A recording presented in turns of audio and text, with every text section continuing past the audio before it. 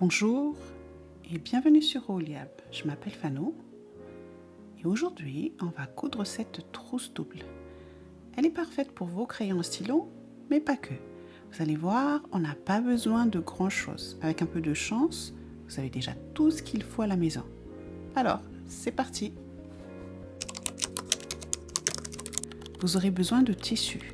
Un tissu moyennement épais et légèrement rigide. C'est l'occasion de recycler ce joli Bermuda. Un ruban de 1,50 m de long sur 2,7 cm de large. J'utilise ici un ruban de 2,5 cm de large et il est un peu moins large que la bande velcro. J'ai dû la couper. Du fil à coudre. Choisissez des couleurs assorties à votre ruban et à votre tissu. Un bout de bande velcro, 5 cm sur 2,5 cm de large. Deux fermetures de 22 cm. Une jolie étiquette pour la décoration. La mienne vient du même Bermuda que je recycle pour ce projet. Et le patron à télécharger gratuitement sur mon blog. Le lien est dans la description. J'imprime 2 fois la page 2 et je les assemble. C'est beaucoup plus précis que de plier le tissu en deux.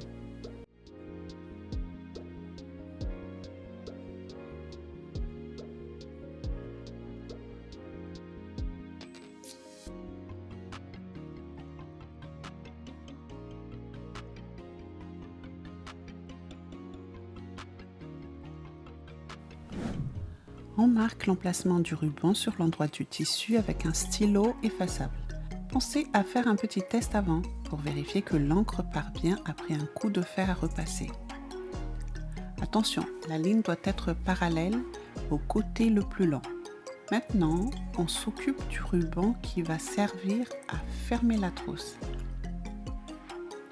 Coupez-le à la bonne longueur et attachez la partie duveteuse du velcro.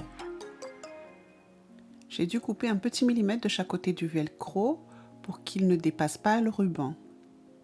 Si vous utilisez un ruban de 2,7 cm de large, vous n'aurez pas ce problème. Un pied de biche droit, fin, comme ici, c'est l'idéal. Le bord vous servira de guide pour coudre droit. Un pied de biche standard fait tout aussi bien l'affaire. Si en bout de couture, votre dernier point ne tombe pas au bon endroit, trop loin ou trop près du bord, relevez l'aiguille et le pied. Ajustez, puis abaissez l'aiguille et le pied. Et vous continuez.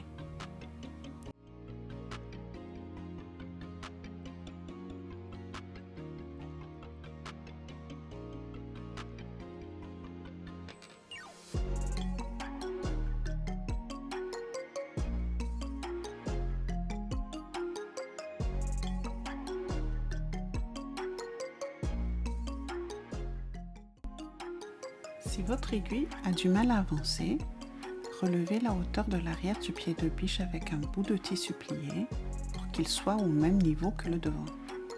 Cela devrait régler le problème.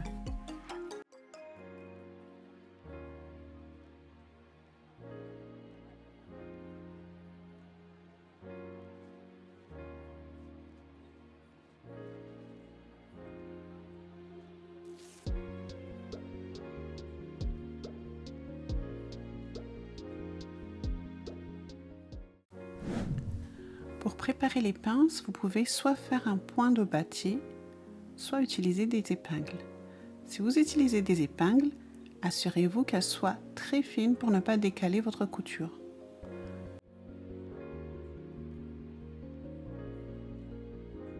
Pour arrêter la couture, vous pouvez soit faire un point arrière, soit faire un petit nœud. J'ai une préférence pour le petit nœud. Parce que si vous n'êtes pas assez précis et que vous ne cousez pas exactement au-dessus du point droit, c'est disgracieux.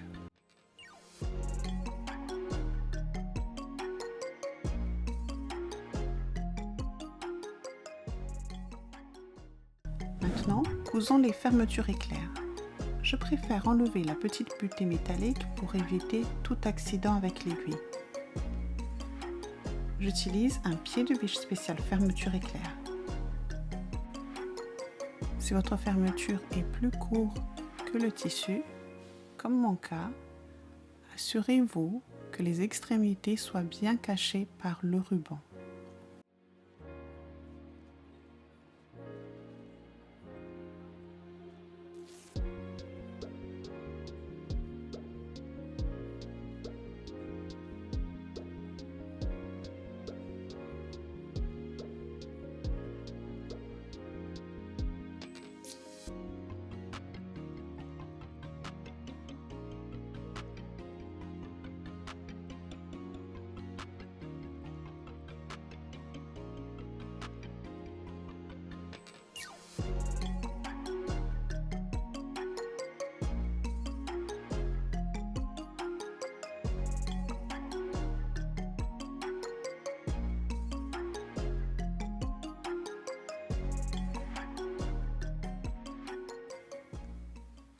J'ai utilisé que 3 pieds de biche pendant très longtemps, un pied droit, un pied zigzag et un pied boutonnière.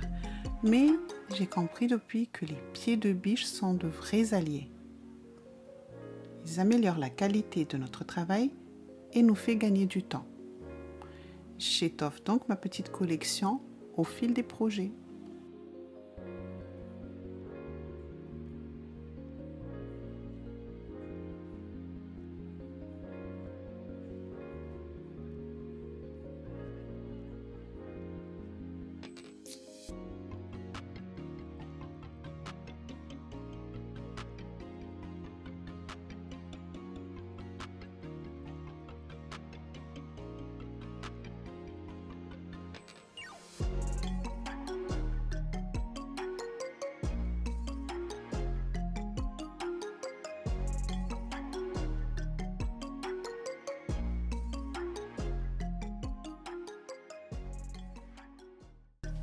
J'aligne bien les deux côtés.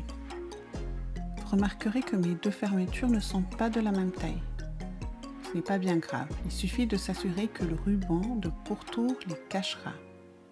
Pensez toujours au sens de la couture quand vous épinglez, pour pouvoir enlever les épingles au fur et à mesure.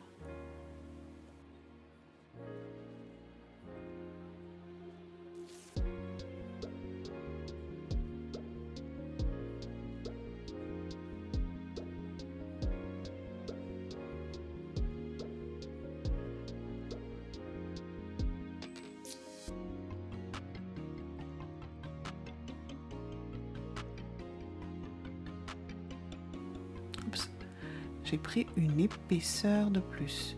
Je n'ai plus qu'à découdre et recommencer, mais vous continuez simplement jusqu'au bout. On va maintenant superposer les deux épaisseurs. D'abord, trouvez et marquez le milieu de chaque côté.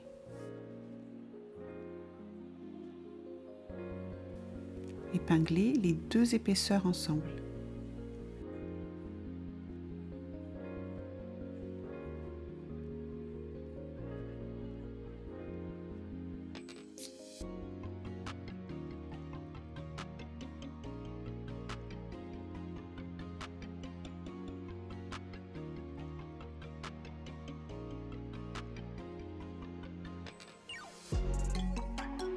Si ça ne coïncide pas parfaitement, vous pouvez ajouter des plis aux pinces. C'est même préférable. Cela donnera plus de volume à la trousse.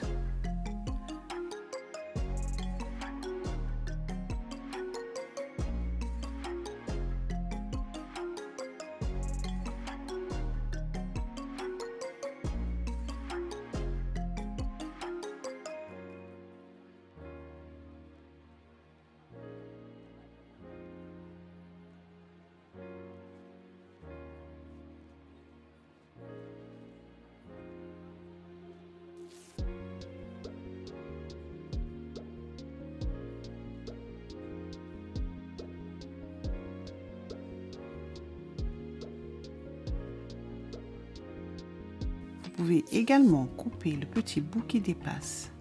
L'essentiel, c'est que les bords des deux épaisseurs soient parfaitement alignés.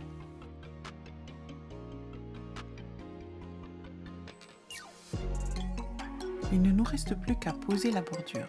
Mais avant, n'oubliez pas de préformer votre ruban au fer à repasser. C'est une étape à ne pas sauter.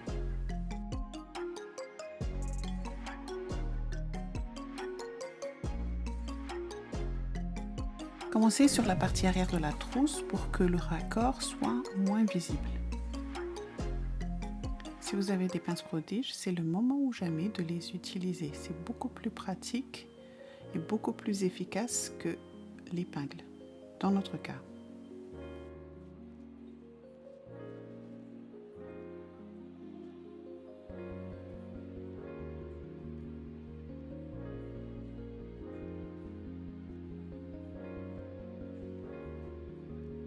Dans les courbes, je fais 3 petits plis et dans le sens de la couture pour ne pas gêner le passage du pied de biche.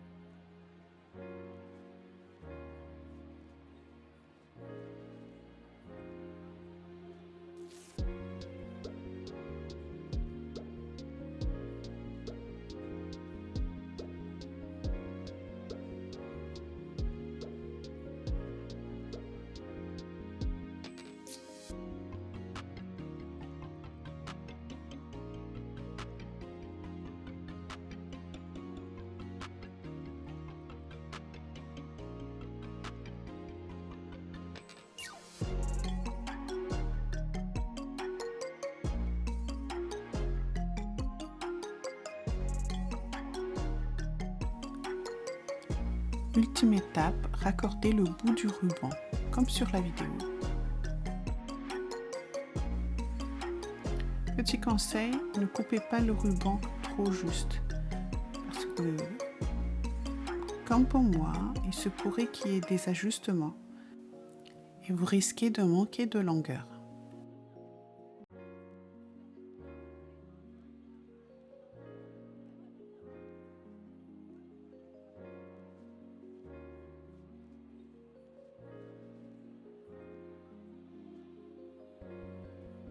Hurrah! On vient de coudre une magnifique trousse double.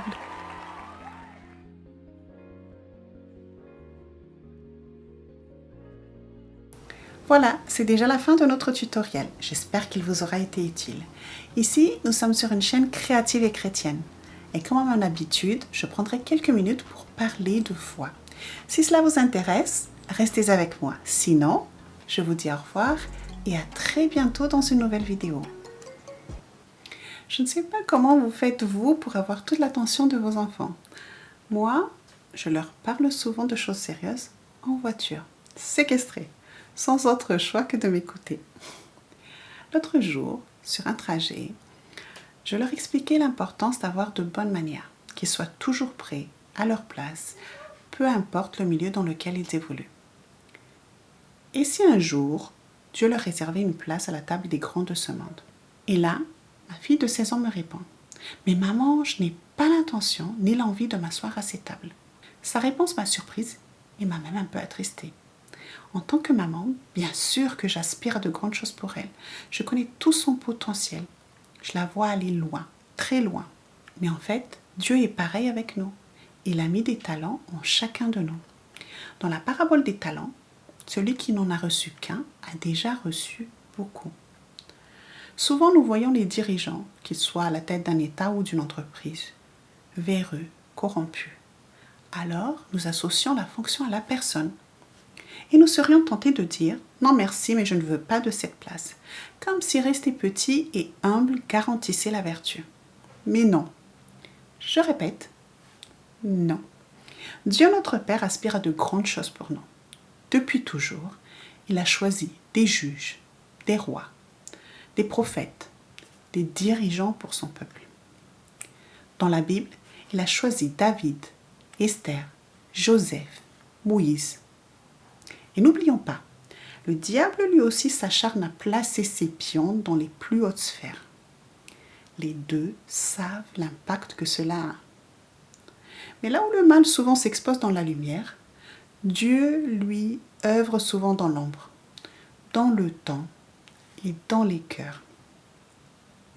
Il nous appelle à ne pas mépriser les petits commencements. Comme un bon père qui apprend à son fils à conduire avant de lui offrir une voiture. Il forge son caractère pour qu'il soit conscient des responsabilités qu'implique la conduite. Bref, vous avez compris. Dieu prévoit de grandes choses pour ses enfants. Mais, il y a toujours un mais. Il y a 3 choses à retenir. Premièrement, Dieu veut s'assurer de notre fidélité, quelle que soit notre position dans la société. Rappelez-vous de Saul, un roi choisi par Dieu, mais qui est tombé dans la disgrâce en voulant plaire aux hommes plutôt qu'à Dieu. C'est pourquoi il nous passe dans le creuset de la difficulté pour tester notre détermination et nos motivations. Deuxièmement, la grandeur de Dieu ne se mesure pas à la gloire, aux honneurs ou à la lumière, mais à l'impact. Cela me rappelle l'histoire vraie d'une femme dont j'ai entendu parler à la radio. Vous m'excuserez, je n'ai pas retenu son nom. Mais elle a été mère au foyer toute sa vie. Elle a élevé 3 garçons qui sont devenus 3 grands évangélistes. Et à eux 3, ils ont conduit des centaines de milliers, voire des millions de personnes au Christ.